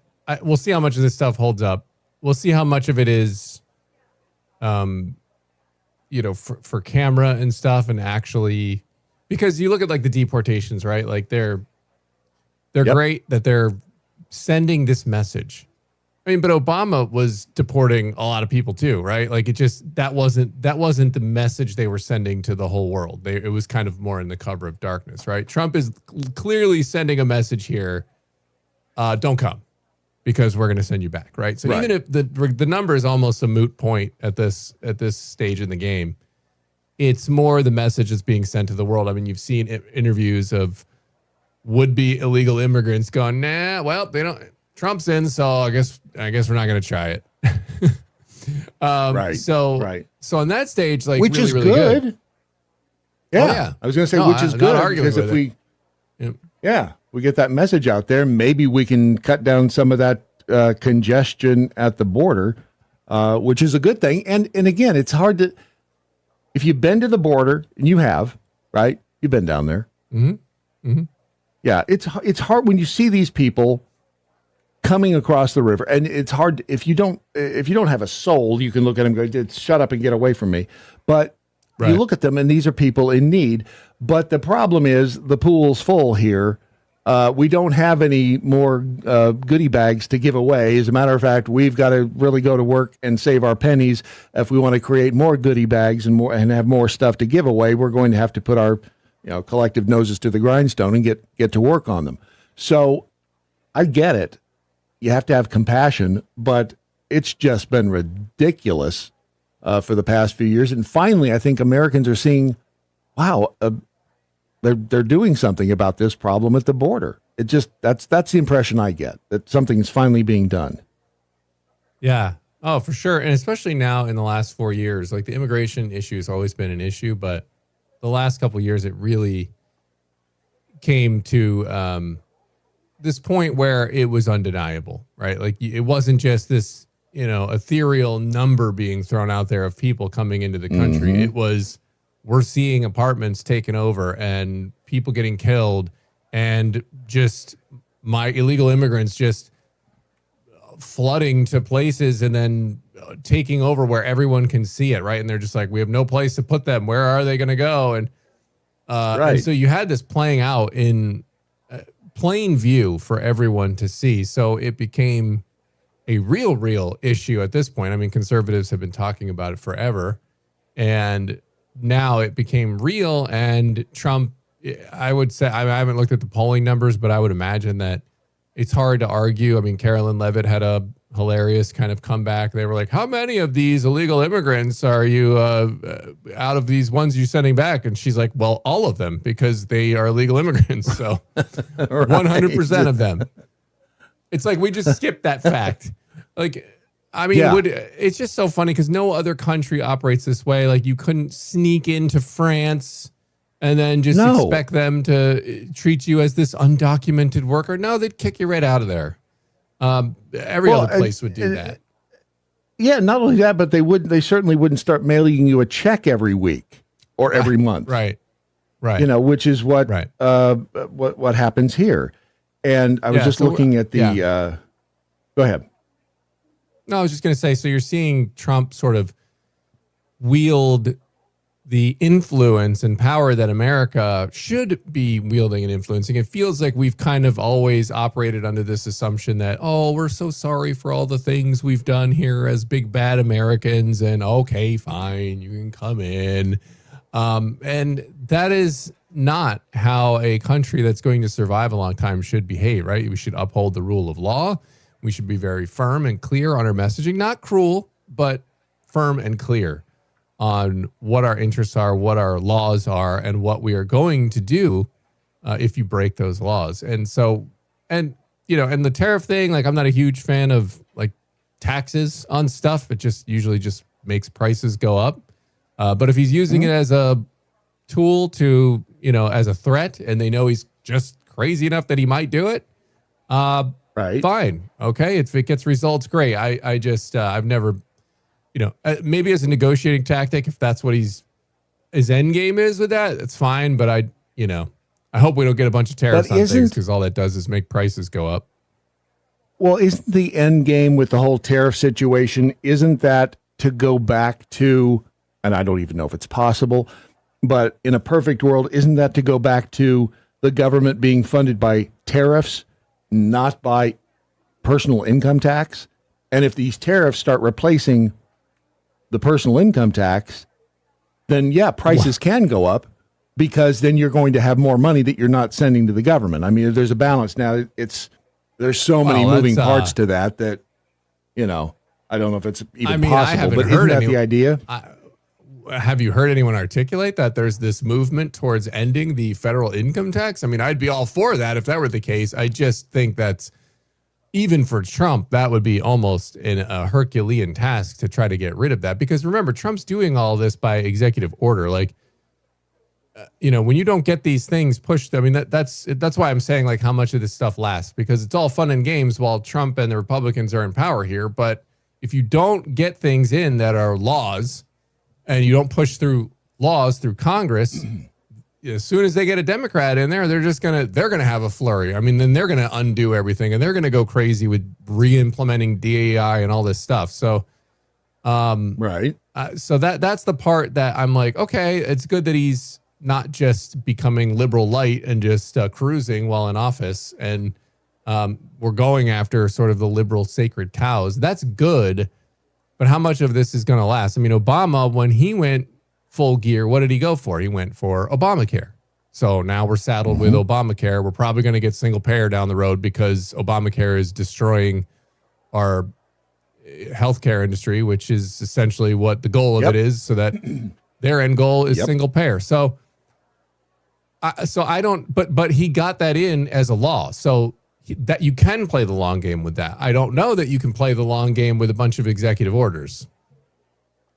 According to a couple of stories I'm seeing this morning, that is the plan to replace, according to CNYCentral.com, President Trump has proposed abolishing a federal income tax, suggesting tariffs and taxes on foreign nations could replace the revenue. So it's out there floating around in the news sphere. Again, I don't know if it used to be that way. Yeah. Oh, yes. I mean, look, I feel like, if that's the goal and that's what they're moving towards, then okay. I mean, I'm open to listening here, because you're right. Like, a higher tax on things is not a big deal when you get to keep 100% of your money on your paycheck, right? Because then you have the spending power, right? Like the tax, like the federal income tax to me is theft. It's completely, they're just taking my money before I even get it. And I had no choice in the matter. There's a gun to my head. If I don't do it, agents in black helicopters are going to come to my door and they're going to haul me away. That is theft. The country was set up on a sales tax, national sales tax. And the nice thing about that is, if I need to save money, guess what I do? I don't buy things. And, you know, I buy less things. Right. Obviously, you got to buy some things like food and whatnot. But, but I don't go buy a boat. Maybe I wait on the car, because then I don't pay a big tax, right? I save money on these things. So now I'm just automatically, whatever percent of my money is just automatically gone. And, you know, it's, I've always hated it. And me personally, by the way, my solution to the income tax problem, to get everyone, because to me, the insidious trick of it is they sort of, I always hate the people that are like, I got a big refund at tax time. Look at all this money I got. Yes, the government benevolent, I can't even say that word right now. Benevolently. But they so kindly gave you back a tiny fraction of the gobs of money that you put in. That you loaned them. You gave them too much and in allowed taxes. them to make money on. Yeah. Without paying you interest. Exactly. You overpaid them. Yeah. And then they gave you back money with no interest, whatever. So yes, it's always been evil and insidious. But I think the solution to it, and this is, I guarantee you, within a year, you don't have to change any tax laws. You don't even have to change the percentages. You don't have to try to abolish it. If you want people to revolt on the income tax, the thing you do take away their savings account. You automatically you do away with automatic taking of the money. Your paycheck comes, right, and it's already gone, right? And you see the little thing. Check. Take that away. You make them write a check. 100%. Yep. Because you will find, in most cases, it is your first or second biggest expense that you are going to pay. Yep. Maybe your mortgage is a little bigger, depending on your income level and your mortgage. But in a lot of cases, it will be the number one biggest, and it'll be a bigger check than you typically write on a yearly basis, for almost anything, unless you have a massive purchase that you're buying. Like, it'll be bigger. And you're just going to, so people have to write that check. 1943 was when employers had to withhold taxes Automatic. from the wages. Yes. Before that, you had to write the check. So yeah, that Snuck whole that thing generation. in there while what was going on then? They did. World War II is World going War on. II. Yep. Yeah, that's right. Hey guys. Those wacky no Germans. one's paying attention. There's a war going on right now. We're sneaking on in there. Yep. Well, and that's exactly you what they probably did. know all this, but the income tax itself was hilarious because I think in the Civil War, Lincoln did it, and they actually then got rid of it again, right? They did it to raise money for war efforts, and then the war actually got rid of it. Right. And so you're like, wow, like that was probably the first and last time the government ever instituted a tax and then got rid of it. But then, it was Woodrow Wilson, and it was the same deal. They were trying to get the money in to raise money for this. And they're like, oh, no, it's just going to be very small, 1%. And like, of course, look at the percentages and then the years. It's really funny. I mean, sad, but funny. Because they promised it was going to be really low. It was like 1% for everyone and then like 3% for rich people or whatever. Literally within like a couple of years, it's 75% for the rich and, some high number for the lower bracket too. And it's crazy. just like insane. So yeah, as soon as they got it in there in like the early 1900s, they ran buck wild with it. It is kind of crazy. If you look over at archives.gov, in 1894, as a part of a high tariff bill, Congress enacted a 2% tax on income over $4,000. The tax was almost immediately struck down by a 5-4 decision of the Supreme Court, even though the court had upheld the constitutionality of the Civil War tax as recently as 1881. Although farm organizations denounced the court's decision as a prime example of the allegiance of government and business against the farmer, a general return of prosperity around the turn of the century softened the demand for reform. Democrat Party platforms under the leadership of William Jennings Bryan consistently included an income tax plank, and the progressive wing of the Republican Party also espoused the concept. It's government in general, and you're right. It's we just don't because obviously none of us were alive back then. And the way the history books, were we ever taught? Because I don't remember ever being taught about the whole tariff situation, that tariffs were originally how the government was funded. You remember being taught that in school? Well, the Smoot-Hawley thing was a disaster. So that was one tariff situation that is not going to be, if you're looking to tout tariffs, the Smoot-Hawley tariff was pretty much a disaster. And according to Thomas Sowell, under his view, who I would trust him a lot more than me, his assessment of the situation was that triggered the Great Depression more than even the stock market crash, because the stock market crash happened. I saw that too. Unemployment wasn't even the double figures. And then the tariff thing goes through and then it just goes crazy, the unemployment. Yeah. No, I've seen that too. I've seen that argued that was part of the Great Depression, which again, there's probably a lot more nuance in it and a lot of things, because that was around the same time that the Fed was created, which is that good or bad? Ugh.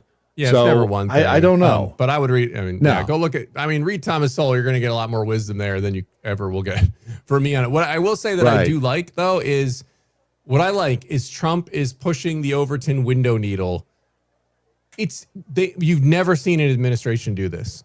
It's always, we've got to appease the leftists. We've got to make that we can't, rattle the apple cart too much here from these liberal sacred cows. Oh goodness. No. We're for exceptions on rape and incest. Why are we okay with killing babies on rape and incest? Like, oh yeah, if something bad happens, then we're cool with murdering babies. Like, what are we talking about? But we always do that because we're afraid. We're afraid of, upsetting the leftists. And it's a subconscious thing because leftists control so many of the cultural key points in society right now. So this is a good thing in that regard. It's just shoving all of that like the DEI stuff. It's just kicking it to the curb, stomping on it, saying it's ridiculous, as it should be. They should be the ones afraid to bring back up nonsense like DEI, not us being afraid to save babies in the womb. According to head pollster at Rasmussen, Trump's approval rating with Democrats is 53%. That's pretty amazing. That's really amazing. Well, I don't know what it is with Republicans, but I'm going to guess it's probably, see, his approval rating during his first term peaked at 45.8%, according to 538. And at that time, 50% of voters disapproved of him. So he's doing okie dokie as far as the, according to the headline at Newsweek from this morning, Donald Trump has never been this popular. Pretty wild. And listen, they're getting stuff done. He better not fumble it this time. He fumbled it in COVID last time. Agreed. I did not like, and I will say real quick, I know we got to go, but I did not like his presser at the air disaster thing, for the DC crash. Like, there's a time to argue the DEI thing. Like, just be presidential in those moments, in these big moments that are massive moments. Like, it's fine to do that on inconsequential stuff, and you're up there on a presser, and you. But come on, man. I want to talk about that next week. I want to talk about that. Let's focus on that next week because I think he's learned lessons. I don't disagree with. I don't disagree with him on the DEI stuff. It's just the presentation and winning over those people. You want to get that number from 53 to 63? That's how you do it. But anyway, I'm going to make a note. Let's talk about that next week in depth because I agree. I think he's learned some lessons. All right, what's coming up on the Quick Start podcast today? Oh my goodness. You asked me, and how about those revival reports in remote communities? Yes. How about that mass baptism? Yes, that's in the mission? Amazon. George Thomas with a great thing, and we got a pastor who's really got a big event coming up to try to baptize as many people as they can. 14th Amendment discussion there, the truth behind that. So a lot coming up. Good. Yeah, we talked a little bit about that earlier this morning. So looking forward to it. All right, my friend, there he is, Dan Andros. I was about to call you Phil Bell, and you don't look anything like Phil Bell. I mean, your hair's not as long as his. Bell? Dan Andros. Nope, Phil Bell. Or Art Bell. Yeah. You're shorter. Or no, Art Bell would be shorter than you because he's 6.